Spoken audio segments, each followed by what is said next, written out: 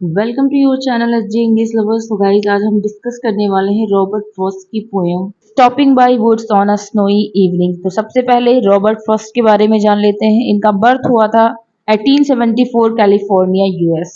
और ये जो गाइस ये रॉबर्ट फ्रॉस्ट हैं, इनको 4 टाइम पुलित्जर प्राइज भी मिला था और ये अमेरिका के पोएट लॉरिएट थे। इनको ये टाइटल मिला था। गाइस इनका पूरा नाम रॉबर्ट ली फ्रॉस्ट है और ये एक अमेरिकन पोएट है।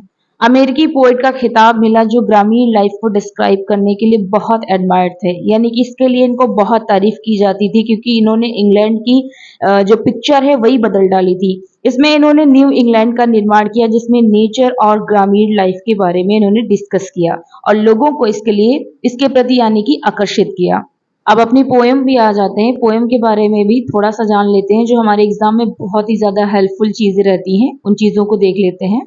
पोम का फुल नेम है stopping by the woods on a snowy evening और इसमें लिटरेरी डिवाइसेस यानी कि फिगर ऑफ स्पीच यूज किए गए हैं। Metaphor, personification, illustration, imagery, symbolism, hyperbole, repetition, assonance, एट्रिसी। 16 लाइन की पोएम है जो कि 4 क्वार्टरन में डिवाइड की गई है और ये रुबैत स्टैंजा फॉलो किया गया है। आयम्बिक टेट्रामीटर में है ये। रुबैत स्टैंजा क्या होता है गाइस? इसमें टेट्रामीटर यूज किया जाता है या आयम्बिक पेंटामीटर में ये लिखा जाता है जिसकी राइम स्कीम होती है ए ए बी ए। इस पोएम की राइमिंग स्कीम है A B A, B B C B, C D C, D D D D. ये पोएम 1923 में पब्लिश हुई थी और इसका बेसिक थीम है कि ये मनुष्य और नेचर के बीच संघर्ष को पकड़ने के लिए इच्छाओं और दायित्वों के बीच के अंतर को उजागर करने के लिए लिखी गई थी जिसका हम अपनी लाइफ में सामना करते हैं। इस पोम का मेन थीम है द जर्नी ऑफ लाइफ और ये इनके जो है रॉबर्ट फ्रॉस्ट के कुछ फेमस कोट्स हैं, इन्हें आप नोट कर लीजिए। और ये इस तरीके से जब इसका एक्सप्लेनेशन करेंगे इस पोएम का आप एग्जाम में, और उसमें ये कोटेशंस इंक्लूड जरूर से करिएगा क्योंकि कोटेशन जो होते हैं ये बहुत ही ज्यादा पॉजिटिव इफेक्ट डालते हैं आपके आंसर पे। The first one is education is the ability to listen to almost anything without losing your temper और your self confident. And second, if we couldn't laugh, we should all go insane. And the third one is, I am not a teacher but an awakener. Fourth one is I am not confuse but I am just well mixed. ये जो Robert Frost है guys, ये अक्सर nature के बारे में ही लिखते थे और ग्रामीण क्षेत्रों के बारे में लिखते थे जिससे जो है ये इंग्लैंड का जो पुराना घिसा पिटा आइडियाज हैं इनके ये बदले और इंग्लैंड का विकास हो। तो इनकी पोएम से अक्सर ये थीम्स जो है देखने को मिलते हैं। तो आ जाते हैं हम अपनी पोएम पर। इसे पहली बार न्यू हैम्पशायर कलेक्शन में पब्लिश किया गया था। रॉबर्ट फ्रॉस्ट जो है इनकी अदर पोएम की तरह इस पोएम को भी एक थके हुए यात्री के रूप में, एक सिंपल स्टोरी के रूप में इसे पढ़ सकते हैं जो नेचर की ब्यूटी को देख रहा है लेकिन फिर खुद को कुछ याद दिलाता है जिसके लिए उसे ये खूबसूरत सीन स्किप करने की जरूरत है। ये पोएम गाइस इतनी सिंपल जो दिख रही है, इतनी सिंपल, ये इतनी इजी नहीं है जितनी ये दिखती है। फ्रॉस्ट ने इसमें लाइफ को बहुत ही ज्यादा गंभीरता से एक्सप्लेन किया है और लाइफ के कई पहलुओं को इसमें डिस्कस किया है। तो चलते हैं, पढ़ते हैं आगे और देखते हैं। Whose woods these are? I think I know. His house is in the village, though he will not see me stopping here to watch his woods fill up with snow. Narrator जंगल से गुजरते हुए ये सोच रहा है कि इन लकड़ियों का मालिक कौन है। शायद मैं उसे जानता हूँ। उसका घर कहीं पास में नहीं बल्कि एक गांव में है।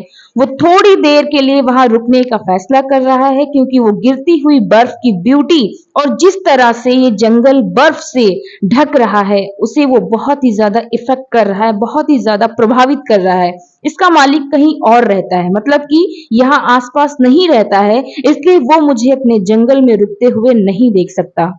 My little horse must think it queer to stop without a farmhouse near between the woods and frozen lake the darkest evening of the year.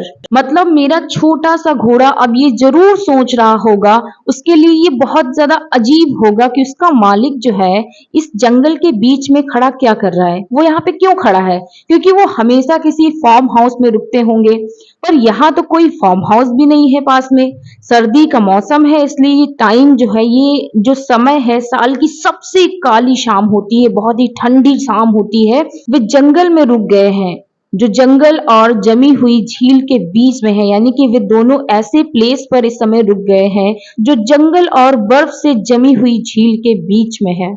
He gives his harness bells a shake to ask if there is some mistake. The only other sounds the sweep of easy wind and downy flag. अब घोड़ा अपनी harness bell को हिलाते हुए अपने मालिक से इशारे में ये पूछ रहा है कि कोई गलती हो गई है जो हम यहाँ पर रुक गए हैं।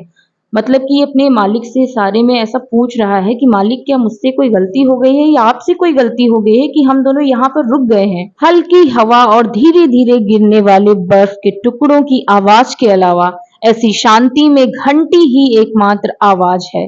यानी कि उस नेचर का उस टाइम का क्या नजारा होगा गाइज।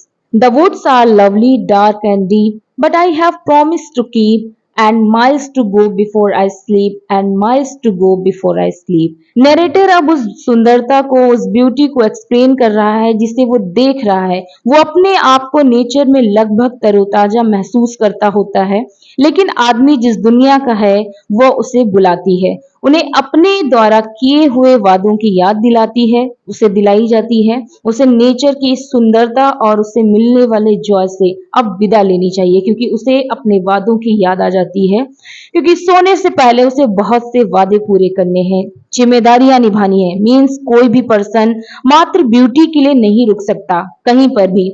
मरने से पहले, सोने से पहले मीन्स मरने से पहले उसे बहुत सी जिम्मेदारियां निभानी है। ये जो जिंदगी है ना, ये जिंदगी जिम्मेदारियों के साथ मिलती है। तो गाइज अब लास्ट में इसमें कुछ इंपॉर्टेंट थिंग्स हैं, उसे हम देख लेते हैं।